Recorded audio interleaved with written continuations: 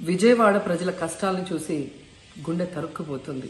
చిన్నపిల్లలు, మహిళలు, వృద్ధులు ఈ వరదల బారిన పడి ఎంత నరకం అనుభవిస్తున్నారో వారి మాటలు వింటుంటేనే మనకు అర్థమవుతుంది. కనీసం చిన్నపిల్లలకి పాలు అందటం లేదు, రోజుల తడబడి తాగేదానికి నీళ్లు అందటం లేదు. ఈరోజు ఎంతమంది వరదల్లో కొట్టుకుపోయారో అర్థం కాని పరిస్థితుల్లో అందరూ కూడా బాధపడుతూ ఏడుస్తూ ఉన్నారు.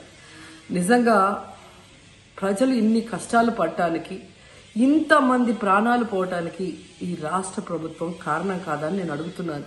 ముఖ్యంగా మంత్రుల విహారయాత్రలు, హాలిడేస్ ఎంజాయ్ చేయడంలో ఉన్న చిత్తశుద్ధి రాష్ట్ర ప్రజల మీద లేదు అని నేను గట్టిగా చెప్పగలను. ఇదేదో నేను విమర్శించడానికి చెప్పటం లేదు. 28వ తేదీనే 30వ తేదీలో వర్షాలు రాబోతున్నాయని చెప్పి వాతావరణం సమాచారం ఇవ్వటం జరిగింది ప్రభుత్వానికి.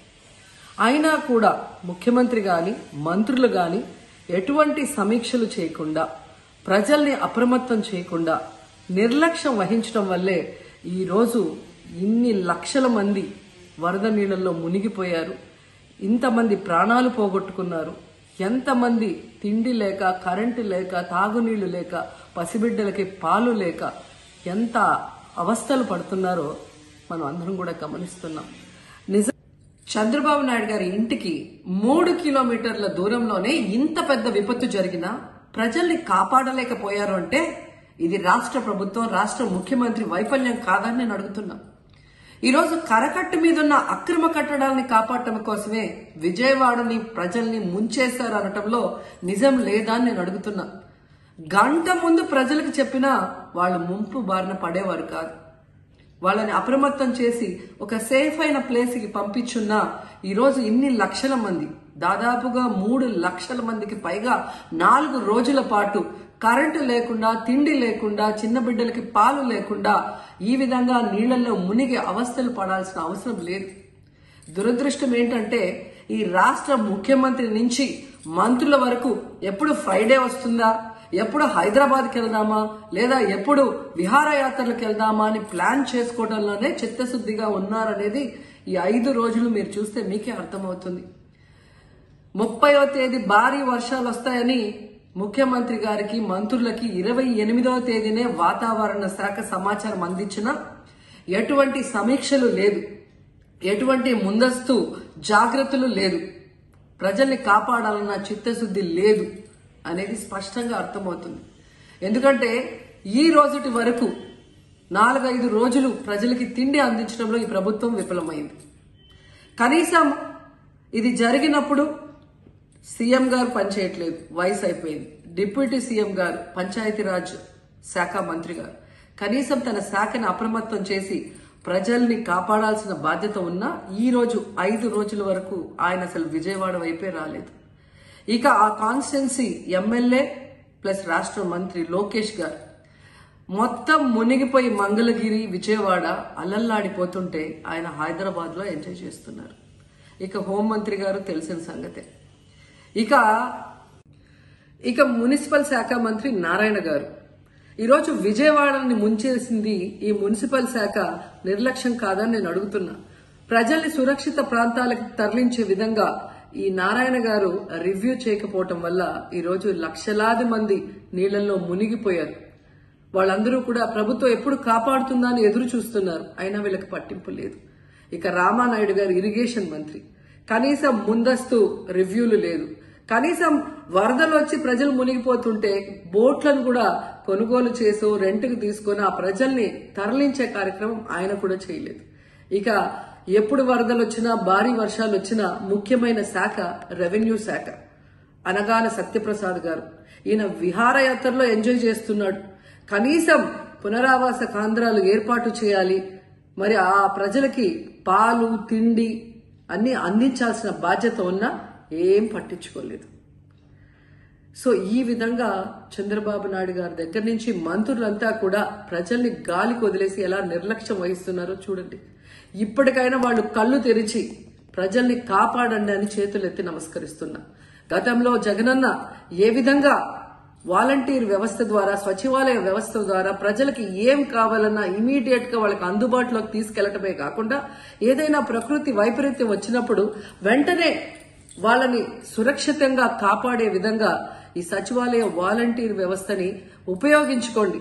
జగనన్న మీద కక్షతో ఆ వ్యవస్థల్ని నాశనం చేయడం వల్లే ఈ రోజు ప్రజలకు ఎవరు ఏం అందించలేకపోతున్నారని తెలుసుకోండి. అండ్ ఈరోజు జగనన్న విజన్ ఉన్న నాయకుడు, ప్రజల్ని ప్రేమించే నాయకుడని మరోసారి రుజువు చేసుకున్నారు. ఆయన కట్టించిన ప్రొటెక్షన్ వాళ్ళు లేకపోతే ఇంకా 1,50,000 పైగా కుటుంబాలు మునిగిపోయే ప్రమాదం ఉండేది. ఈరోజు ఆ ప్రాంతమంతా సేఫ్ గా ఉంది విజయవాడలో ఒక సైడ్ అంటే అది జగనన్న ప్రజల పట్ల ఉన్న అభిమానంతో ఆ ప్రొటెక్షన్ వాల్ కట్టించడం అనేది కూడా మనం అందరం గుర్తుంచుకోవాలి.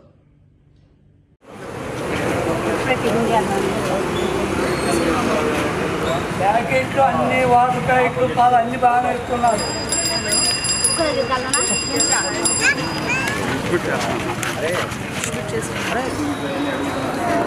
మీరు పక్కన ఉండండి, ఒకళ్ళు ఉండండి.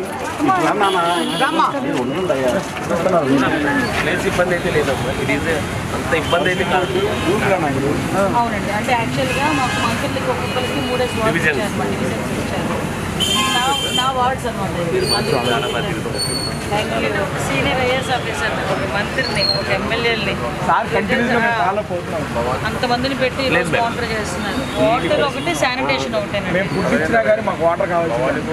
వాటర్ వస్తుంది. ఒక్కొక్క ఇంటికి 2 బాటిల్స్ ఇస్తున్నాం.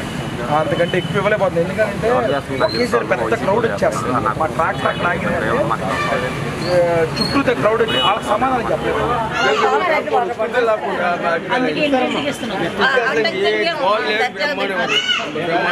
అందుకే ఇంటింటికి ఇస్తామయ్యా, మీరు వచ్చి అక్కడికి వచ్చి ఏమి చేయాలి. మందులు ఉన్నాయా? ఏదో కావాలంటే పంపిస్తాను మందులు. పంపిస్తారు మందులు, ఓకేనా? కొంచెం మంచినీళ్ళు కూడా కొంచెం మరిగించి తాగు, ఓకేనా? అన్నీ అందుకున్నాయి, టైం టు టైం అన్నీ ఉన్నాయి కదా. ఇప్పుడు ఏమైనా కావాలా మీకు? ఇవి ఉన్నాయి, పాల ప్యాకెట్లు ఉన్నాయి, వాటర్ బాటిల్స్ ఉన్నాయి, అన్నీ వస్తున్నాయి. అవన్నీ క్లీన్ చేస్తారు. ఎక్కడ కూడా ఇబ్బందులు ఎక్కడ చూసుకుంటారు. శానిటేషన్ కూడా ఇబ్బంది. ఫర్దర్గా మీకు ఇంట్లో బాగుంటున్నా మెడిసిన్స్ కూడా ఇంటికే పంపిస్తారు. ఏమా 4 రోజుల నుంచి తిండి తిప్పలు మానేసి నిద్రాహారం మనసు కూర్చున్నారు అక్కడ చంద్రబాబు నాయుడు గారు కలెక్టరేట్లో. అన్నీ వచ్చినాయా?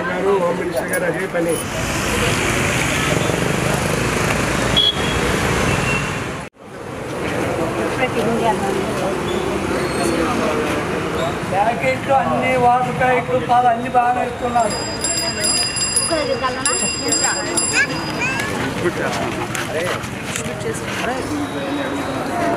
మీరు పక్కన ఉండండి, ఒకళ్ళు ఉండండి. ప్లేస్ ఇబ్బంది అయితే లేదమ్మా, ఇది అంత ఇబ్బంది అయితే కాదు. అవునండి, అంటే యాక్చువల్గా మాకు మంత్రులకి ఒక్కొక్కరికి 3 వార్డ్స్ ఇచ్చారు. నా వార్డ్స్ అనమాట. సీనియర్ ఐఏఎస్ ఆఫీసర్, ఒక మంత్రిని, ఒక ఎమ్మెల్యేలని అంతమందిని పెట్టి స్పాన్సర్ చేస్తున్నారు. వాటర్ ఒకటి, శానిటేషన్ ఒకటేనండి. వాటర్ వస్తుంది. ఒక్కొక్క ఇంటికి 2 బాటిల్స్ ఇస్తున్నాం. అంతకంటే ఎక్కువ ఇవ్వలేకపోతుంది. ఎందుకంటే ఒకేసారి పెద్ద క్రౌడ్ వచ్చేస్తుంది. మా ట్రాక్టర్ లాగినంటే చుట్టూ క్రౌడ్ వచ్చి వాళ్ళకి సమాధానం చెప్పలేదు.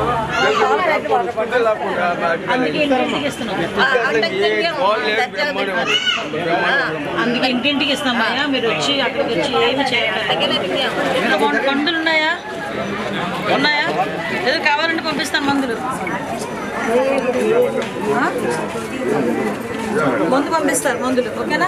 కొంచెం మంచినీళ్ళు కూడా కొంచెం మరిగించి తాగు, ఓకేనా? అన్నీ అందుకున్నాయి, టైం టు టైం అన్నీ ఉన్నాయి కదా. ఇప్పుడు ఏమైనా కావాలా మీకు? ఇవి ఉన్నాయి, పాల ప్యాకెట్లు ఉన్నాయి, వాటర్ బాటిల్స్ ఉన్నాయి, అన్నీ వస్తున్నాయి. అవన్నీ క్లీన్ చేస్తారు. ఎక్కడ కూడా ఇబ్బందులు ఎక్కడ చూసుకుంటారు. శానిటేషన్ కూడా ఇబ్బంది. ఫర్దర్గా మీకు ఇంట్లో బాగుంటున్నా మెడిసిన్స్ కూడా ఇంటికే పంపిస్తారు. ఏమా 4 రోజుల నుంచి తిండి తిప్పలు మానేసి నిద్రాహారం మనసు కూర్చున్నారు అక్కడ చంద్రబాబు నాయుడు గారు కలెక్టరేట్లో.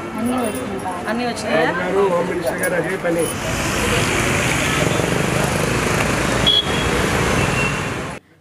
యాక్చువల్గా ముఖ్యమంత్రికి ఇప్పుడు మనకు చంద్రబాబు నాయుడు గారికి యాక్చువల్గా మనకి ఎంత సెక్యూరిటీ Z+ సెక్యూరిటీ ఇస్తాం చంద్రబాబు నాయుడు గారికి. అట్ ద సేమ్ టైం ఈరోజు అతగాడికి ఇంతకుముందు 960 మంది 980 మంది ఇంచుమించుగా పోలీస్ డిపార్ట్మెంట్ వాళ్ళు పనిచేసేవారు. దానికి నెలకి 6 కోట్ల రూపాయలు అయ్యేది దానికి ఎస్పెషల్లీ. సో 5 సంవత్సరాలకి ఎంత అయింది అన్నది మీరు చూసుకోవచ్చు. కానీ ఏ రోజు కూడా అంటే అది కాక ఇంకా 53 లక్షలు వెచ్చించి దగ్గర ఇంకో 50 మందినో 60 మందినో ఆయనకు మళ్ళీ సేఫ్టీ కింద కొంచెం పెట్టుకోవడం, ఇవన్నీ ఆలోచిస్తే ఏంటంటే కొంతమందికి పబ్లిసిటీ పిచ్చి, కొంతమందికి అదేదో అంటారు కదా అధికార పిచ్చి ఒకటి ఉంటుంది. అంటే దర్పం, అధికార పిచ్చి కూడా కదా, నన్ను అధికార దర్పం అంటారు.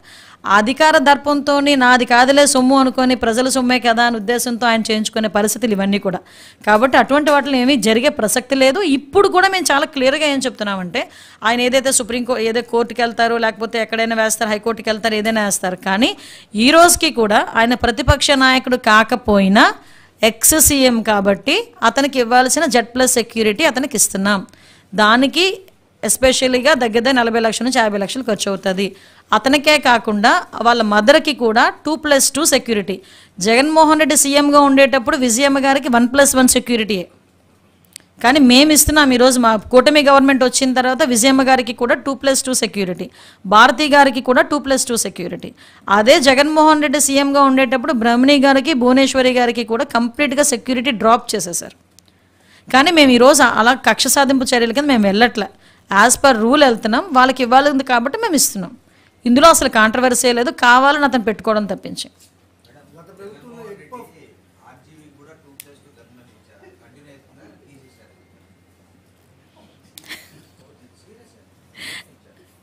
పరిశీలిస్తామండి, అది పరిశీలిస్తాం. ఓకే, అంటే ఎగ్ పవర్కి 3 కోట్లు అవుతుంది, ఎలకలకి కూడా 3 కోట్లు అవుతుంది, అని చాలా ఉంటాయి. అది చూపిస్తే ఏం చేస్తారంటే దమ్ముంటే అలా కాదబ్బా, అది కాదండి. మేమేమంటామంటే చాలా చూపించాము, 36 హత్యలు జరిగినాయి అని అక్కడికెక్కడికో వెళ్ళి కూర్చొని వాక్కొని వచ్చాడు ఆయన. ఢిల్లీ వెళ్ళి కూర్చొని 36 హత్యలు అన్నాడు. 36 హత్యలు ఎక్కడున్నాయి? 36 మందిని చూపించబోయా స్వామి అంటే ఈ రోజు వరకు లేదు. కానీ దమ్ముల గురించి ధైర్యాల గురించి మీరు మాట్లాడడం ఊరుకుండా మాట్లాడారు. కానీ థ్యాంక్ యూ. ఇప్పుడు ఆపరేషన్ లేకుండానే మోకాళ్లకు ప్లాస్మా ట్రీట్మెంట్. మీ ఆర్థోపెడిక్ సమస్యలన్నిటికీ రోబోటిక్ టెక్నాలజీ ద్వారా తక్కువ ఖర్చుతో శాశ్వత పరిష్కారం. ఫ్రీ కన్సల్టేషన్, ప్రతి ట్రీట్మెంట్ పై 20% డిస్కౌంట్. ఈ ఆఫర్ కొద్ది రోజులు మాత్రమే, త్వరపడండి. V9 hospitals 9281465842.